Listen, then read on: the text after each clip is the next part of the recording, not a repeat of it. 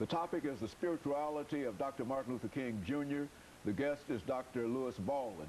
Dr. Baldwin, you know, we're getting ready very soon to celebrate Dr. King's holiday quite soon. And so I think that we've said a lot of things about it over the years, et cetera, but I don't think that we can say too much about how important it is. Let's talk about the upcoming celebration and what you think people ought to be prepared to do this year in terms of trying to honor Dr. Martin Luther King and make this day a reality and make the event itself a reality in all of our lives, not only African Americans, but all of our lives. Yes, I think given the crises that we face now on a domestic and international level, we should really celebrate Dr. King by focusing on his legacy of spirituality.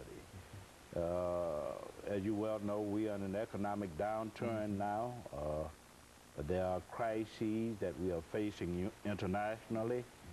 And we need to understand that Dr. King taught us a lot about how to deal with these kinds of domestic and international crises. And one way of dealing with them, of course, is through the prism of spirituality. That is, we have to understand that prayer and meditation are very much a part of how we function in the world. And Dr. King was quite intentional in respecting spirituality across religious boundaries. That is, he respected Islam, he respected Buddhism, he respected Islam, he respected Hinduism, he respected all religions because he felt that they contributed something to our understanding of spirituality. So I think we got to get back to spiritual values as a way of dealing with the crises that confront us.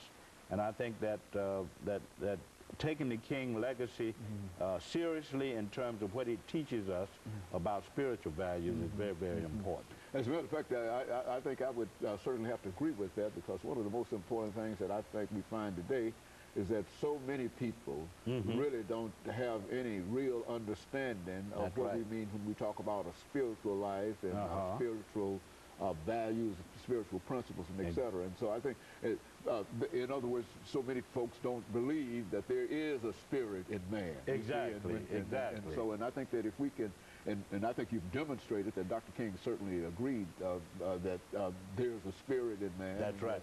And that Jesus Christ was his leader. There's no doubt about that in prayer and et cetera. But a lot of folks don't put that much confidence or that much faith in a spiritual life. That's right, and that's unfortunately because Dr. King always reminded us that life is not about an obsession with the material things of life. We have to also turn to the spiritual.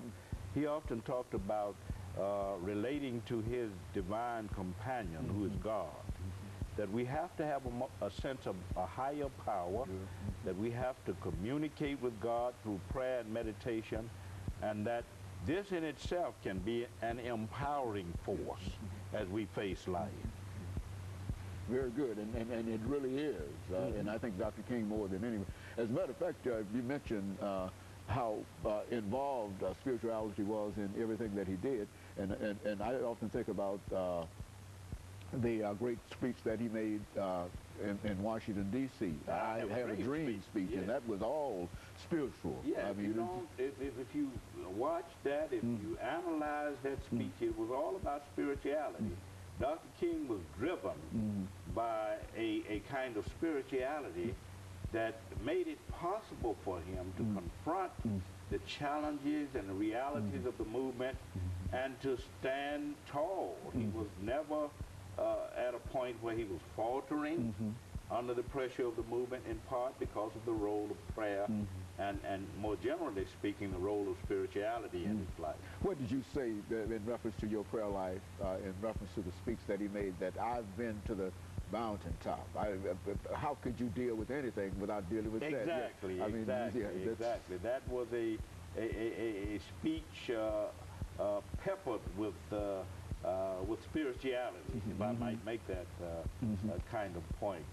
Dr. King was a spiritual leader, and we need to get beyond this idea of seeing him as only a social activist or a civil rights leader, to begin to understand him as a spiritual leader and as a model of spirituality for our time. And something that we could gain Yes. From him simply by studying him and understanding what he was all about. Exactly. And we get at his spirituality first and foremost through his prayer life.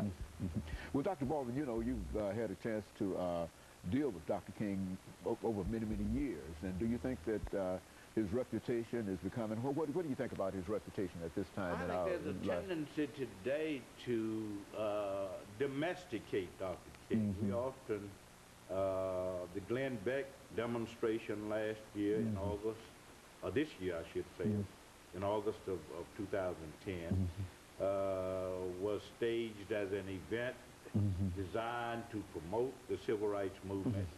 I think what we see today is a disturbing pattern in the sense that people are distorting that legacy. They're using that legacy to support particular kinds of agendas.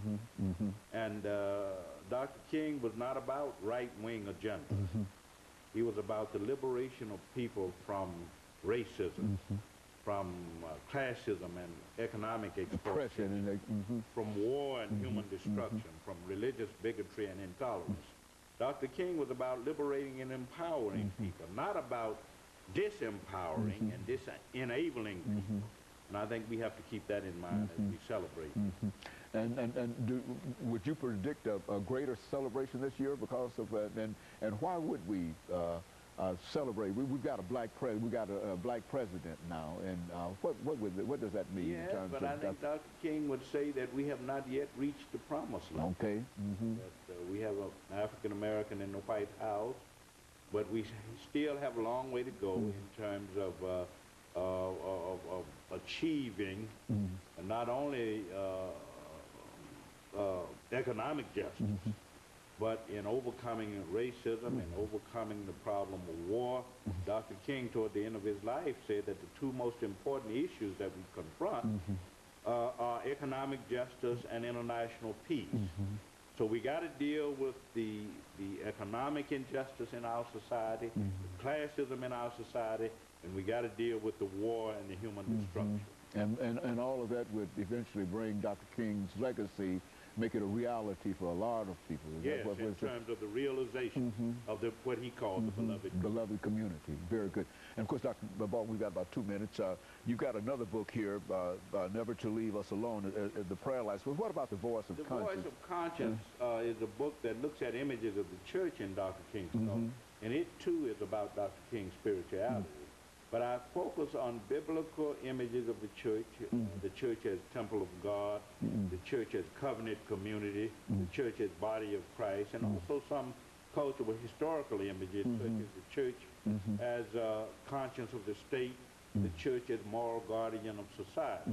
So that book too is about Dr. King's spirituality. And I think in order to understand his spirituality, you must focus on both his prayer life, and also take into account how he viewed the church and how he launched his movement out of the church in a real sense. Because the church became a kind of focal point, a rallying point, a source of inspiration for the civil rights movement that he led. And you know, it's hard to argue against the church if you're talking about equality, you see, and so that's it would be that would be the forum. That's right. That you would think about all men being created equal and et cetera. And so it makes a lot of sense to think in terms of him being a spiritual leader and at the same time dependent upon the church and building around. Yes, because the church was the custodian of his spirituality.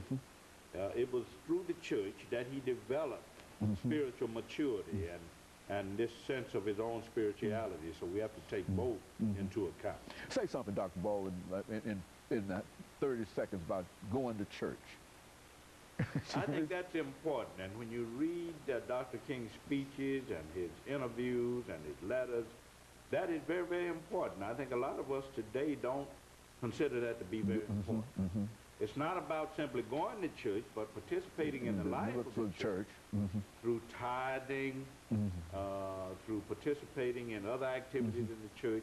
That was quite important for Dr. King, because first and foremost, He was not only a man of spirituality, but he was a man of the God, church as well. good. And he was a man of God, too. Yeah. And, of course, let me thank you, Dr. Baldwin, for bringing that excellent information to us. And let me encourage our audience to tune in again next week for another informative edition of Comments. Thank you, and good morning.